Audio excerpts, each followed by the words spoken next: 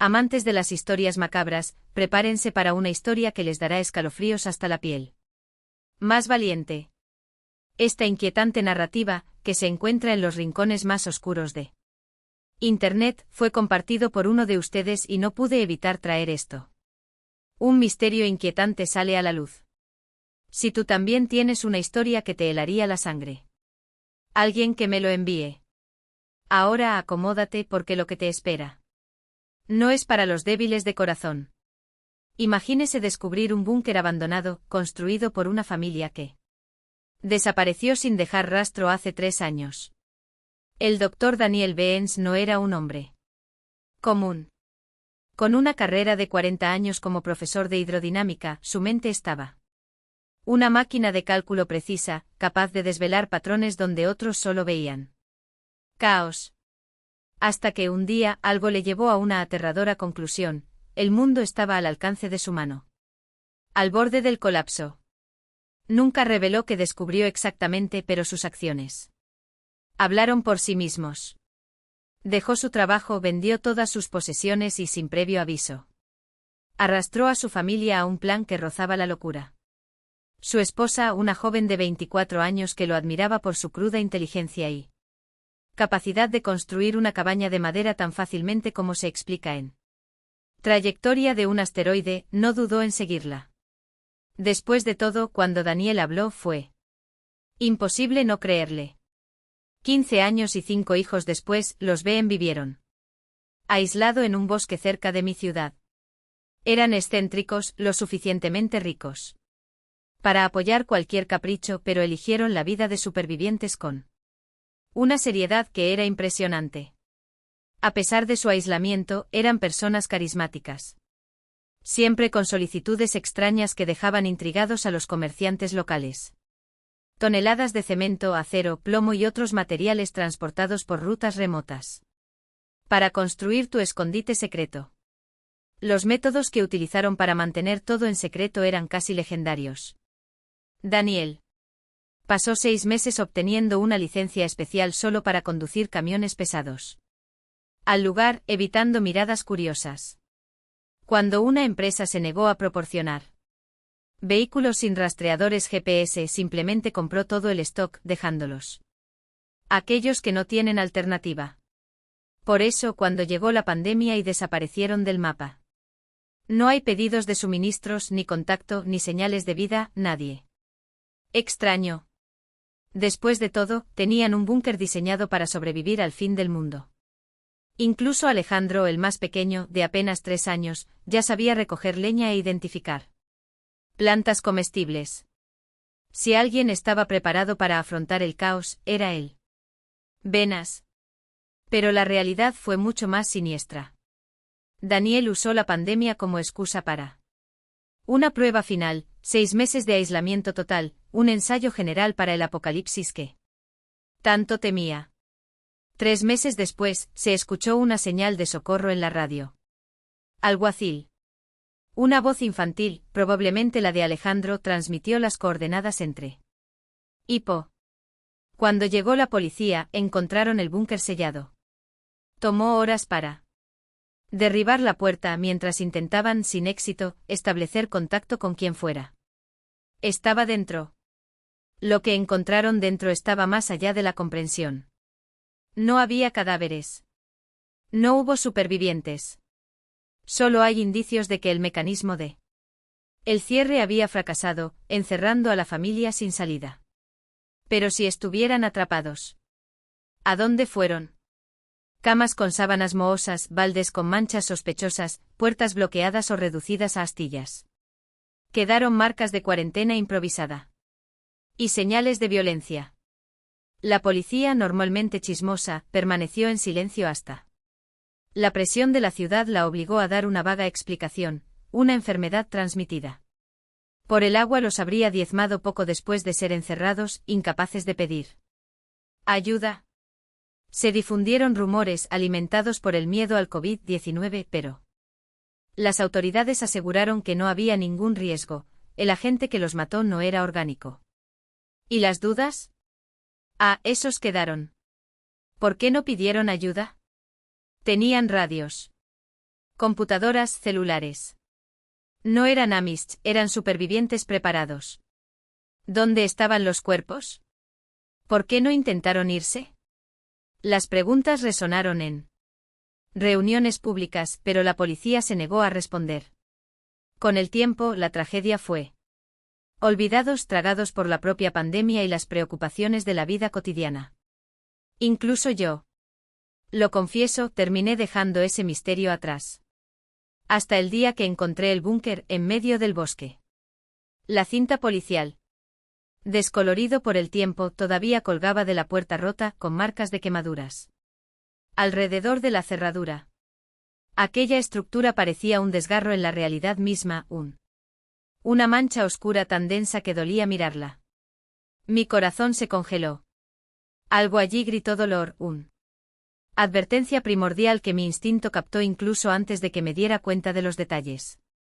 Marcas de dedos sangrientos en el pomo de la puerta, donde alguien había arañado el metal en desesperación. Una pequeña visera de observación se hizo añicos con un martillo arrojado a un lado. Era fácil imaginar a la familia turnándose allí, gritando pidiendo ayuda mientras el mundo exterior permanecía indiferente. En cualquier otra situación, habría huido. Pero ese no, yo estaba allí buscando. De mi perro, Ripley, un cruce entre un boyero de Berna y un collie. Esa clase de animal que tiembla en tus brazos durante las tormentas y ama cuando te rascas las patas. Él es mi familia. No tengo esposa, pocos amigos. Casi no tengo parientes, pero tengo a Ripley y no podía volver a casa sola. Para llorar tu pérdida entre cuatro paredes vacías. Él era mi perro. Yo lo creé. Desde que era un cachorro. No iba a abandonarlo en ese lugar. Las huellas mojadas en el suelo de cemento del túnel me guiaron al interior. No. Sabía lo que encontraría, pero sabía que no sería bueno. Y como la policía no revelado, había muchos más horrores escondidos en ese lugar de los que nadie podría imaginar. Lo que las autoridades omitieron no fueron solo detalles, fueron mentiras. Desvergonzado. El búnker no había sido demolido, ni siquiera sellado. Al contrario, unos guantes de látex azules abandonados en el suelo y luces policiales rotas, esparcidos como migajas de un camino apresurado, sugirieron que el último en poner un pie allí se habían escapado. Como si algo los estuviera persiguiendo. 7 personas habían murió en ese lugar, o al menos eso dijeron. Pero si fuera verdad, ¿por qué nadie se molestó en limpiar el lugar? El corredor permaneció casi intacto. Como si el tiempo se hubiera detenido en el momento en que la última alma lo dejó. A pocos metros de la entrada, las paredes comenzaron a cubrirse de febriles inscripciones. Garabatos desesperados de un sobreviviente solitario, grabados allí para que el mundo los vea. Algún día descifrarlos como jeroglíficos de una civilización perdida. La mayoría eran cálculos, diagramas, ecuaciones obsesivas, intentos de descifrar el mecanismo de puerta, el secreto de un candado que se negaba a moverse. Instintivamente supe que esas marcas pertenecían a Daniel. Y que había sido el último en morir. ¿Qué? Cruel ironía, sobrevivir a tus propios hijos, solo para volverte loco solo en oscuridad mientras el mundo de arriba permanecía indiferente. Pero lo peor aún estaba por llegar. Las ecuaciones dieron paso a palabras repetidas hasta el cansancio como un mantra de terror, 5 puertas. 5, no 6. 6. No funcionó. Tiempo. No hubo tiempo. 6 puertas. 6. Era el delirio de una mente fracturada, el eco de una pesadilla que se niega a terminar. Hasta al final 6 breves párrafos. Rompió la locura, cada letra trazada con precisión casi ceremonial, cada uno rematado por una cruz dibujada a mano, como lápidas de papel. Eliotens, 15 años. Un guitarrista prodigio. Le encantaban los chicos, aunque pensaba que yo no lo sabía. Lo amaba con todo lo que tenía. Sería un gran hombre. Alicia Vence, 14 años. Dibujaba y disparaba como nadie. Tenía dureza maternal. De aquellos que nacieron para liderar. La habría salvado si el mundo no la hubiera traicionado. Eli Havens, 8 años. La más inteligente de todos nosotros. Fue el epitafio de Daniel para su familia. Ver esas palabras iluminadas por la luz. El parpadeo de mi linterna era como violar un duelo sagrado, espiar la desesperación de un hombre que sabía al final que no habría funerales, ni obituarios, ni justicia.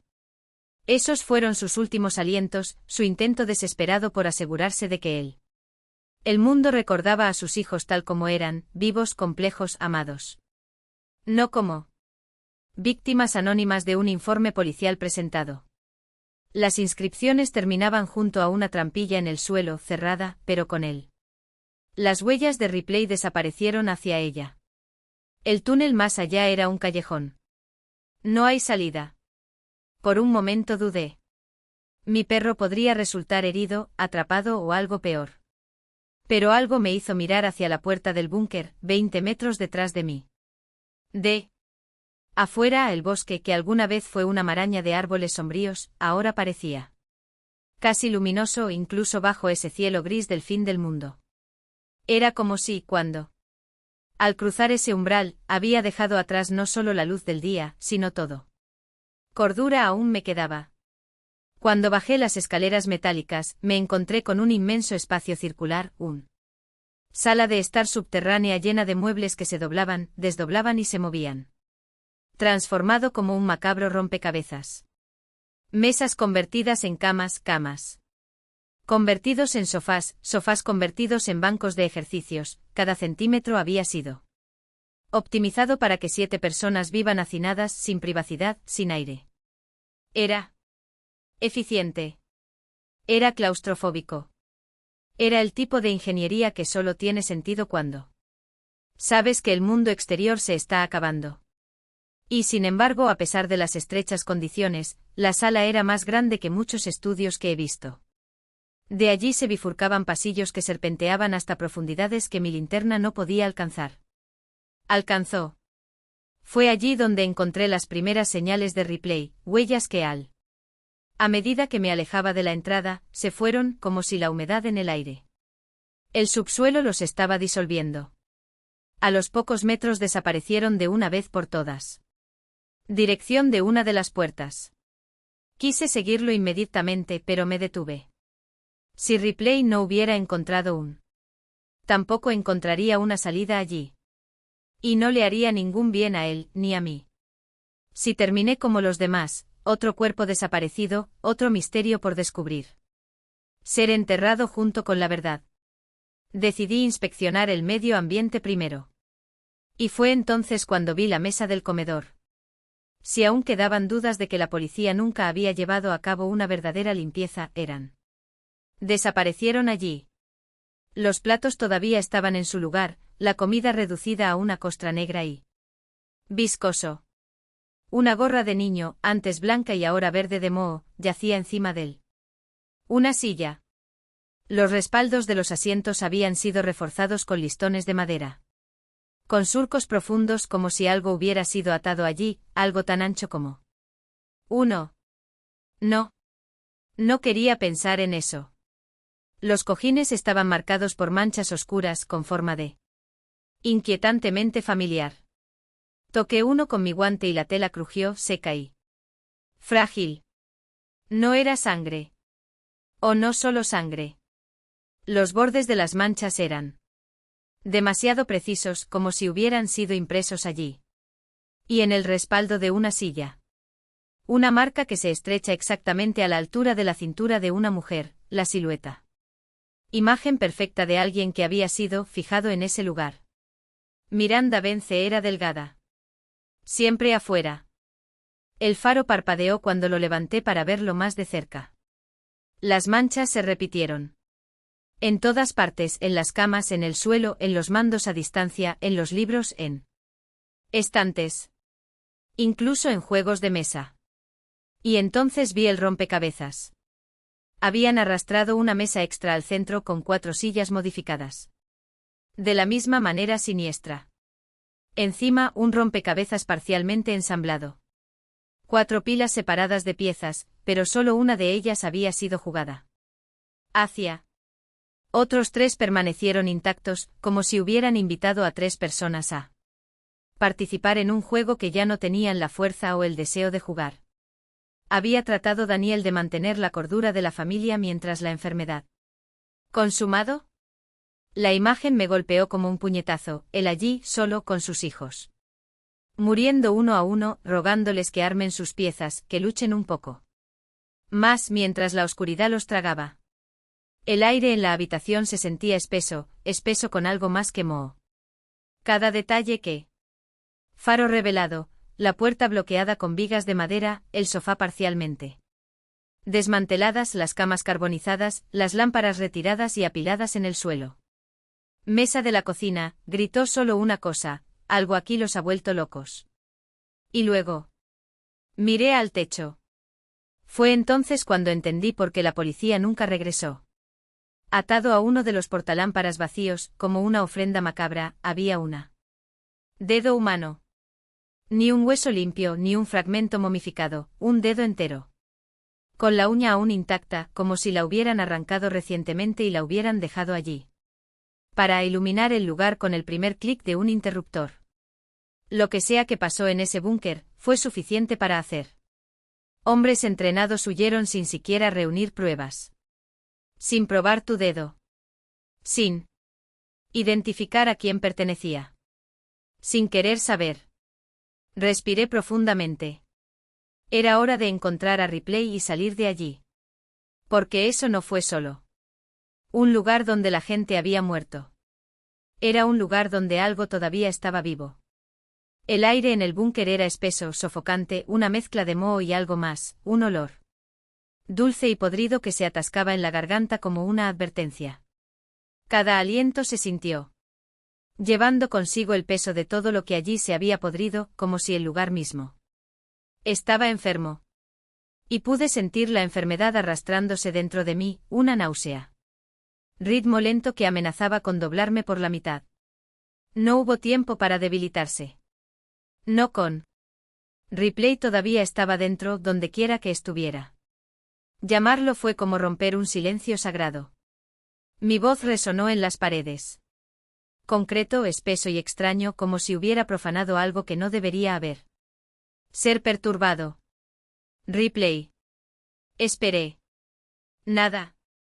Solo el zumbido del equipo abandonado y el sonido de mi propia respiración, demasiado rápida, demasiado fuerte. Entonces, ruido blanco. La televisión se encendió de repente, un destello cegador que me hizo retroceder y tropezar con mi bolso de dormir mojado.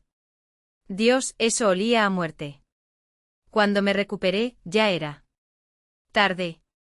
La voz de Daniel Bence brotó de la pantalla, metálica y distorsionada, como si viniera de una pesadilla transmitida en las frecuencias equivocadas.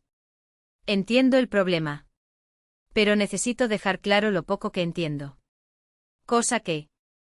La imagen parpadeó granulada, de un verde que enfermaba la visión nocturna. Daniel estaba en delante, la cena familiar dispuesta detrás de él. Miranda se enfermó primero. Su voz era tranquila, casi clínica, como si estuviera explicando un experimento que salió mal. Por supuesto que era ella. Siempre iba a la despensa a buscar ingredientes. Encontramos el dedo detrás del refrigerador. Él se rió, un sonido seco y triste. ¿O qué diablos, verdad? Algo se estrelló contra la mesa. Una figura, Miranda, se desplomó hacia adelante, arrastrando platos y cubiertos al impactar. Daniel no parpadeó. Lo arregló en su lugar. Con un gesto mecánico, como si arreglara un muñeco desalineado. Miranda siempre odió mis inventos, continuó, acomodándose algo a la espalda de la silla. La cadena nunca funcionó correctamente. Pero los cables, los cables están perfecto. Se ajustan perfectamente a la columna vertebral. Con algunas modificaciones, incluso puedes arreglarlos en las sillas. De esta forma todos podrán cenar juntos. Estoy trabajando en algo similar para la noche de juegos familiar. Se acercó a la cámara sonriendo y la arrancó del trípode. Cuando giraste la lente. Cuando llegué a la mesa, se me dio un vuelco el estómago. Estaban allí. Todo. Sesión. Bienes raíces. Pero no eran personas. Tenían la cara hundida y la piel estirada sobre los huesos como papel de arroz húmedo. Narices ausentes. Labios retraídos en sonrisas que no pertenecían a nada vivo. Solo.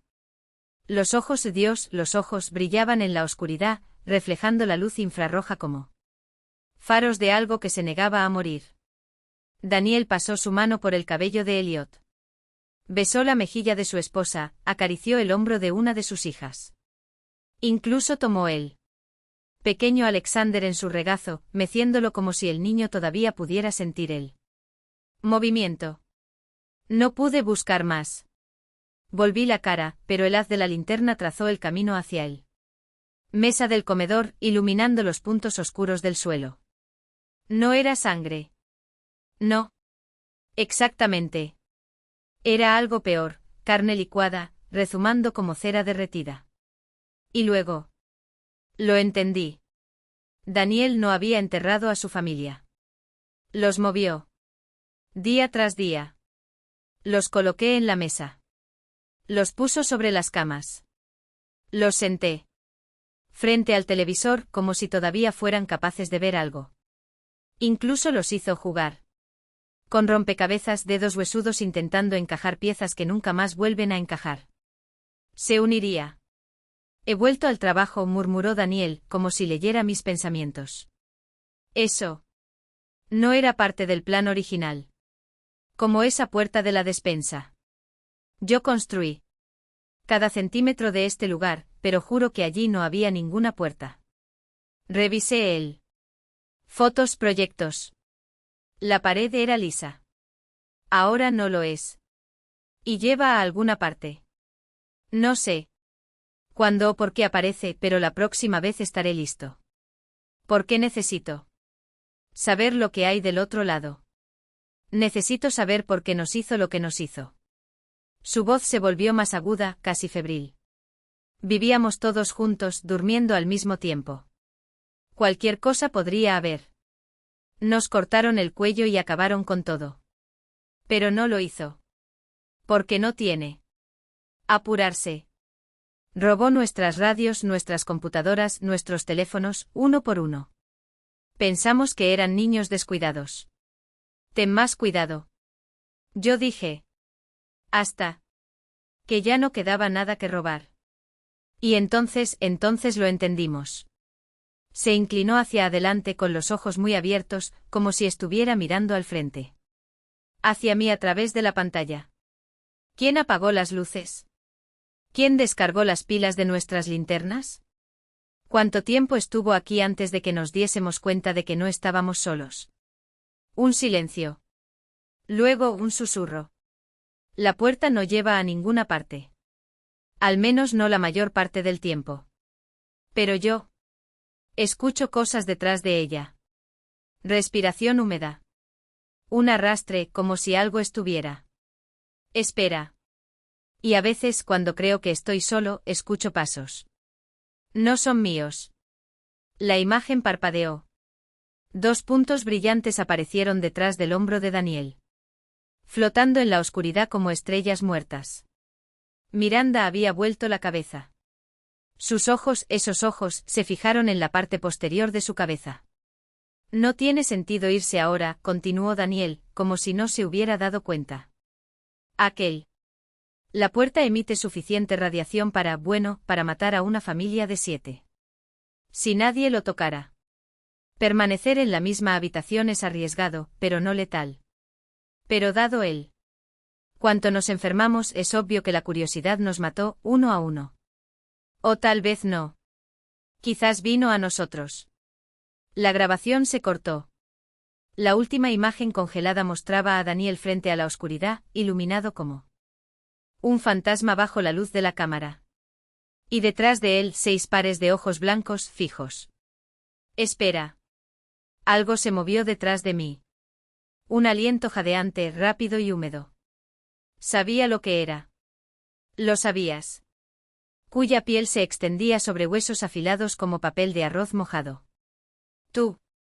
Los ojos, esos mismos ojos blancos, sin pupilas y sin vida, estaban fijos en a mí. No parpadearon. No respiraban. Ellos simplemente miraron. Ripley aulló, un sonido agudo y demoledor que resonó en las paredes de concreto como una alarma. Debería haber corrido. Debería haber gritado. Pero algo acerca de esa cosa, en él. La forma en que se arrastraba, lenta, deliberada, como si cada movimiento fuera un decisión calculada, me paralizó. No era un cadáver. Él no era el títere de Daniel. Fue algo que eligió no morir. Y luego ella sonrió. Los labios agrietados se abrieron, revelando unos afilados dientes amarillos, algunos astillados. Otros desaparecidos. Un sonido húmedo, casi una risa, escapó de su garganta mientras se inclinaba hacia adelante, sus dedos, ahora garras, hundiéndose más profundamente en su pecho. Pretil. No había sangre. No hubo dolor. Solo ese dulce y podrido olor a carne pudriéndose en un frasco cerrado, que ahora llenaba mis pulmones y lo hizo ahogarse. Correr. La voz en mi cabeza no era mía. Fue instinto. Fue puro terror. Me volví hacia las escaleras, pero ya era demasiado tarde. Otras formas surgieron de las sombras detrás de mí, arrastrando los pies entre las máquinas, los cuerpos esqueléticos moviéndose con una fluidez que desafiaba toda lógica. Uno de ellos, un hombre o lo que quedaba de él, sostenía una sierra oxidada, la hoja crujía contra el suelo mientras la arrastró. Otro, un niño o lo que alguna vez fue uno, sacudió la cabeza hacia un lado. A otro, ojos blancos brillando como faros en la oscuridad. Ripley gruñó bajo y gutural, y se le erizaron los pelos del cuello. Él ya no estaba enorme. Estaba listo para atacar. Y eso me aterrorizó más que nada. Cosa. No. Mi voz salió como un susurro ronco. No, no, no. El primer golpe llegó desde arriba. Algo me agarró por el hombro, sus dedos tan fríos como garras de acero perforando mi piel a través de mi camisa. Grité, luchando, y cuando me di vuelta lo vi, la cosa en la barandilla, ahora a centímetros de mi cara, la boca abierta, lista para. Ripley se abalanzó. Un gruñido salvaje, una mancha de pelo y dientes, y luego el impacto. La cosa fue arrojados contra la pared, los huesos crujiendo como ramitas secas. Por uno. En segundo lugar, pensé que la había matado. Pero luego ella se movió. Despacio. Demasiado lento. Y cuando se volvió hacia nosotros, sus ojos ya no estaban ropa blanca. Eran negros. Como pintura. Como el petróleo. Como si algo dentro de ella hubiera despertado. Y luego todo lo demás se detuvo. Silencio. Incluso Ripley dejó de respirar. Y fue entonces cuando oí el sonido procedente de las escaleras, un arrastrar de pies húmedo, una respiración entrecortada. Algo grande está surgiendo. Algo que antes no existía. Algo que nos encontró. La cosa me menospreció. No se sabía si era la adolescente o Daniel, que ahora tenía 60 años y estaba descompuesto. No importó. Mi instinto. Gritó antes de ver el segundo cuerpo arrastrándose desde el taller hacia mí. Estaba acorralado. No hay salida. El calor húmedo corriendo por mi pierna. Confirmado, Ripley finalmente perdió el control. El perro adulto con la cola entre los piernas temblaba como un cachorro, sus ojos rogaban por un regazo. Por favor Dios, solo uno. Un poco más, pensé. No podía cargarlo, pero tampoco podía abandonarlo. Sin elección, corrí escaleras abajo y me lancé al almacén. El aire de abajo era denso y sofocaba mi respiración como si estuviera submarino. Por un segundo casi me detengo. Pero todo lo que tuve que hacer fue mirar atrás para ver 3 pares de ojos mirándome desde lo alto de las escaleras. No hubo tiempo para dudar. Corrí por el pasillo y me lancé contra la primera puerta que encontré. En el interior, lo que debería haber sido un simple trastero estaba del revés, estanterías. Cayó y la comida se pudrió en el suelo. Pero dos sectores aún resistieron, llenos de cajas altas y opacas, el escondite perfecto. Ahí es donde me agaché, apagué el linterna y solo entonces me di cuenta de que no estábamos solos. La puerta parecía normal. Casi. Un poco más alto, más ancho, con la base en el medio. Metro del suelo. El metal estaba corroído como si hubiera envejecido fuera del tiempo, cubierto por musgo húmedo de pantano. Y entonces lo vi, algo rezumaba de ella. No goteó. Se deslizó contra la gravedad. Gotas tan espesas como el aceite volaron en línea recta, extendiéndose en la pared opuesta en charcos del tamaño de un hombre. Recordé las palabras de Daniel sobre la radiación y se alejó, arrastrando a Ripley al rincón más oscuro, rogando que no ladrara. No pasó mucho tiempo. 2 segundos después, las sombras entraron en la habitación. Apagué la luz. Pero su ruido arrastrando, respirando, fue suficiente. 2. Quizás 3. No sabía si venían directamente hacia mí o se alejaban. Me quedé quieto, a merced de oportunidad, hasta que escuché un rasguño en la pared, a centímetros de mi cara. No pude soportarlo. Encendí la linterna. La cara de Daniel Benz estaba a 15 centímetros de la mía. Los labios agrietados, sin dientes, siseó, fuera de aquí. Un no muerto como los demás, pero con los ojos muy abiertos, aterrorizados. Mantuvieron un resto de humanidad. Fue entonces cuando oí crujir la puerta detrás de él. Encendí la luz. Ella abrió. Y detrás de esa chapa retorcida no había solo hormigón. Había carne. Un túnel de músculos pulsantes, revestido de dientes del tamaño de manos. 1. Espiral descendente hacia el infierno. Un aire caliente y pútrido invadió la habitación y nos tragó. Incluso los cuerpos sin ojos que rodeaban a Daniel se congelaron. ¿Qué diablos es eso?, murmuré, incapaz de parpadear. Ya viene, susurró Daniel, agarrándome con una mano huesuda y arrojándome fuera de la habitación.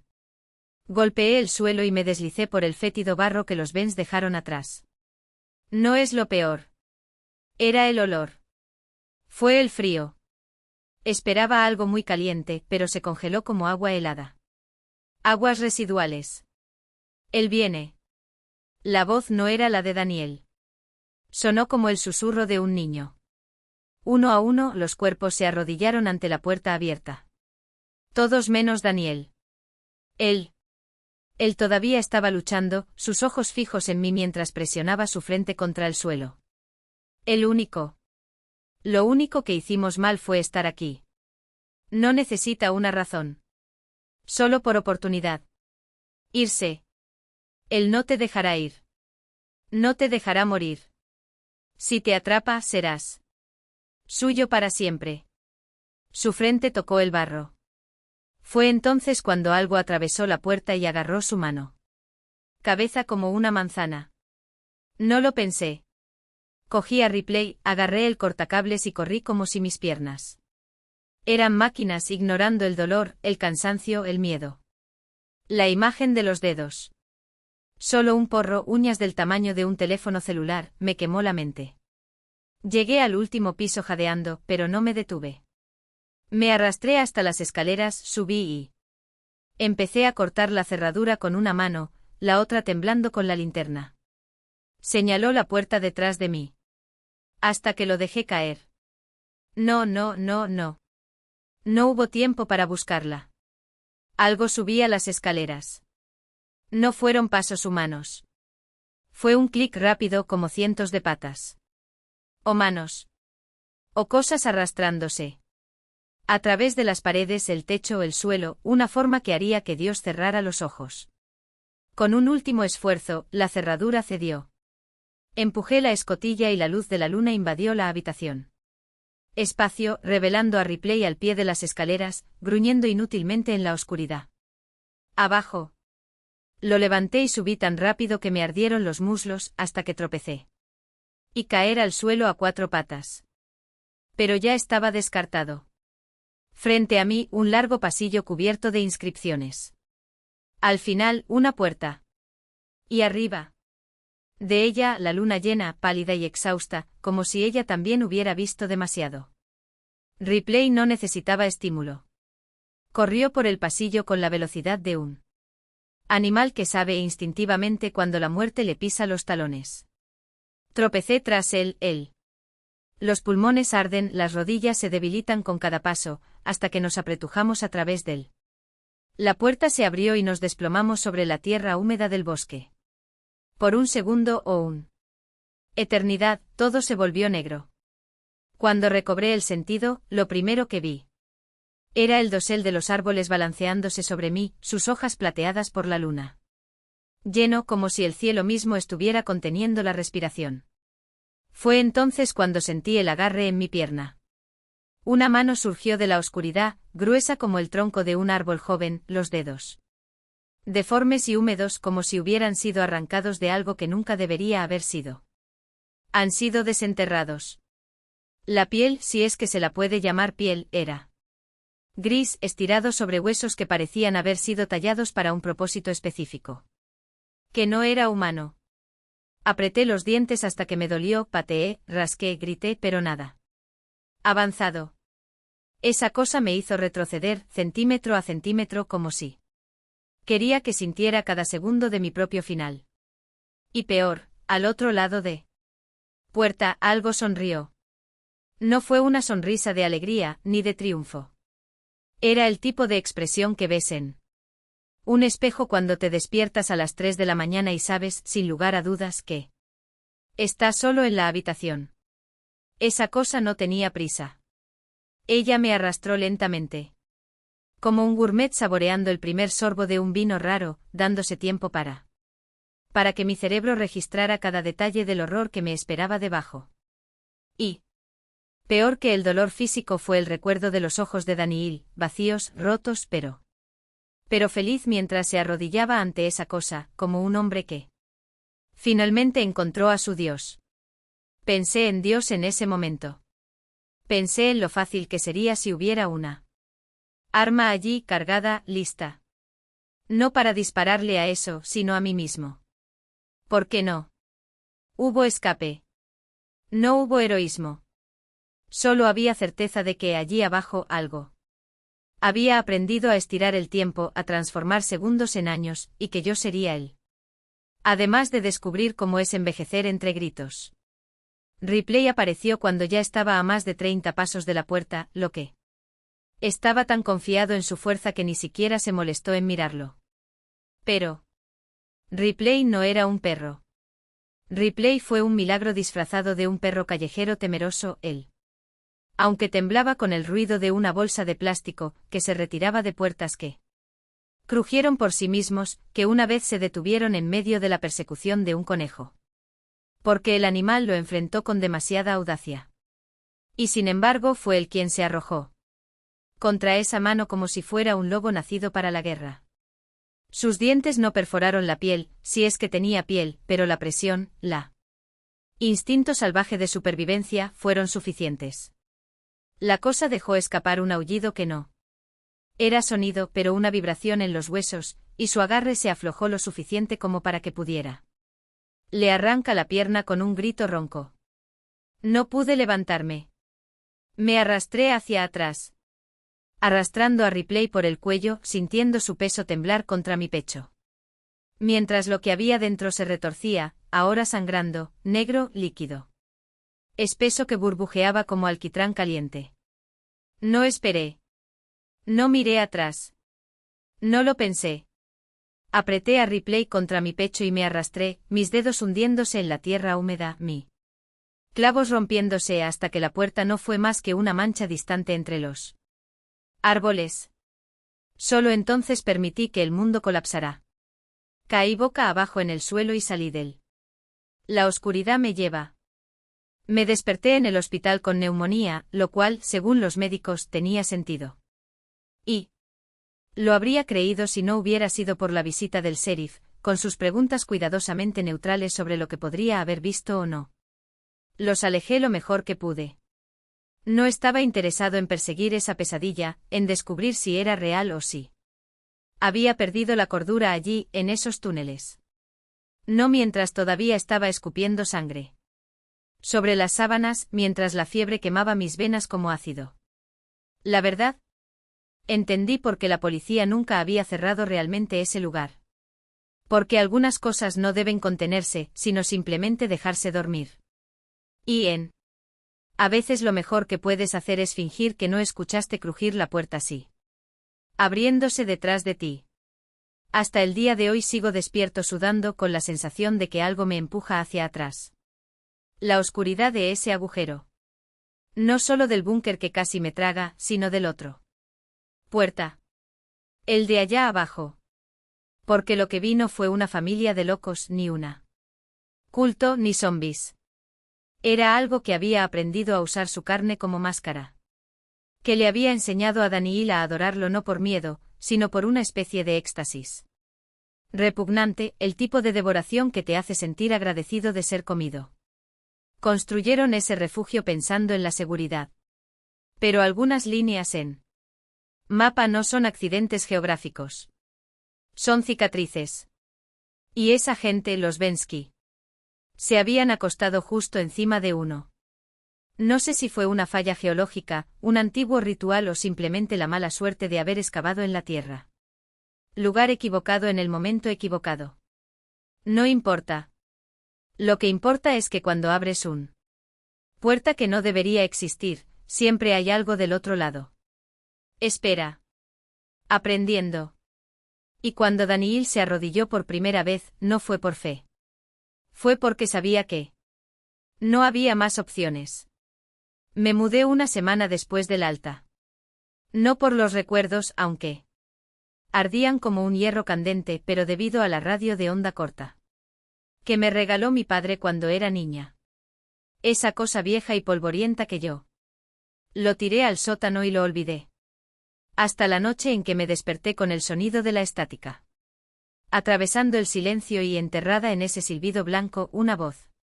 Débil. Ronco. Inequívoco. Déjalos ir, déjalos ir, déjalos ir. Era la voz de Daniil. Y desde entonces cada vez que enciendo esa radio por accidente, por masoquismo, por una necesidad malsana de asegurarme de no estar loco, la estática regresa. Y con ella, el mismo susurro. A veces pienso que debería volver allí. Trae gasolina. ¿Partidos?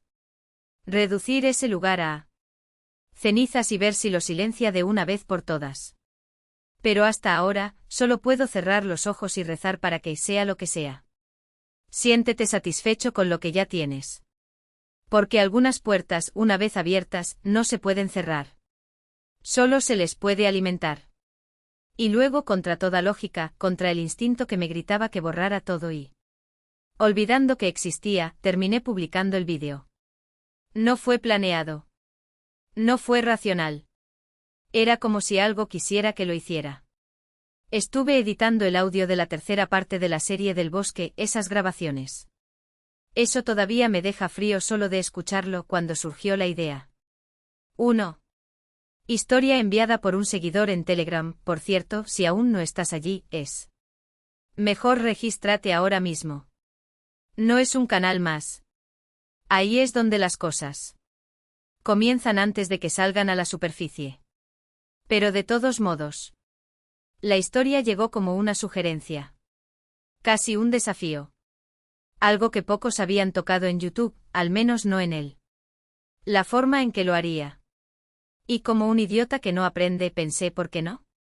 Los comentarios en Reddit, sí, fui a investigar allí, como siempre hago cuando sospecho que algo podría ser demasiado incluso para mí, estaban divididos. Medio elogiado. La construcción, la tensión, esa atmósfera de que algo andaba mal desde la primera línea. La otra mitad, bueno, la otra mitad desapareció después de la mitad del texto. Literalmente. Cuentas eliminadas. Las respuestas se interrumpieron a mitad de la frase. Como si hubieran leído Algo que no deberían y de repente olvidaron cómo escribir. Eso debería haber sido una señal. Pero seguí adelante. Después de todo, mi estilo es precisamente este, tomar informes que casi funciona y darles el toque final. Ese algo extra que te pone la piel de gallina. Solo que esta vez el autor original había intentado, sin éxito, imitar a Lovecraft. No. En el sentido de homenaje, no. Era como si le hubieran robado un pedazo de algo. Eso no se veía y al tratar de describirlo, las palabras se habían torcido. Solo. ¿La entidad de la historia? Una copia barata de algo mucho, mucho peor. Y yo. Como un tonto pensé que podía arreglarlo. Ahora, por supuesto, te pido que dejes un me gusta, comentes lo que piensas si llegas hasta el final y suscríbete al canal. Y en Telegrama. Porque ahí es donde te hago saber cuándo algo realmente importante está por suceder. Algo que tal vez no debería ser grabado. Hasta la próxima. Si habrá uno.